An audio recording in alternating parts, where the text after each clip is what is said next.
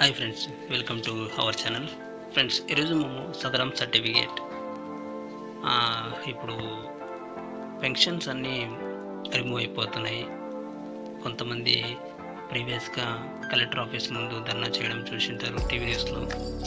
ఈ పెన్షన్స్, సదరం పెన్షన్స్ అంటే వికలాంగుల పెన్షన్స్ ఎందుకు రిమూవ్ అయినాయి, ఇప్పుడు జారీ చేసిన కొత్త నోటిఫికేషన్ ఏంటి అనేది ఈ వీడియోలో తెలుసుకుందాం.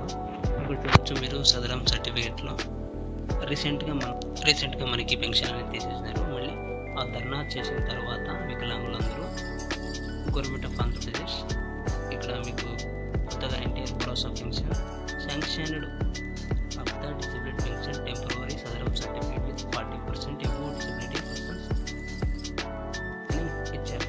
అంటే 40% పైన ఉన్న వాళ్ళ సదరం సర్టిఫికేట్ కొత్తదైనా పాతదైనా వాళ్ళకి ఎప్పటికీ ఈ నెక్స్ట్ మంత్ వచ్చే నెలకి పెన్షన్ అనేది ఇస్తారు అని నోటిఫికేషన్ అనేది వచ్చింది ఫ్రెండ్స్.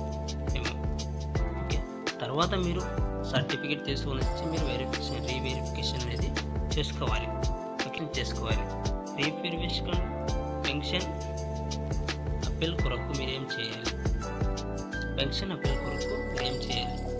పెన్షన్ అప్పీల్ రద్దు అయినట్లయితే మీ పెన్షన్, వికలాంగుల పెన్షన్, ఓకేనా, అప్పీల్ కోరుతూ అర్జీ రాయాలి. ఎవరికి? ఎంపీడీఓకి. ఆధార్ కార్డ్, పెన్షన్ రద్దు మార్పు నోటిఫికేషన్ నోటీస్, పెన్షన్ రద్దు, ఓకేనా. ఆ నోటీస్ మీకు వచ్చి ఉంటుంది, దాన్ని తీసుకొని వెళ్ళాలి. మళ్ళీ సదరం సర్టిఫికేట్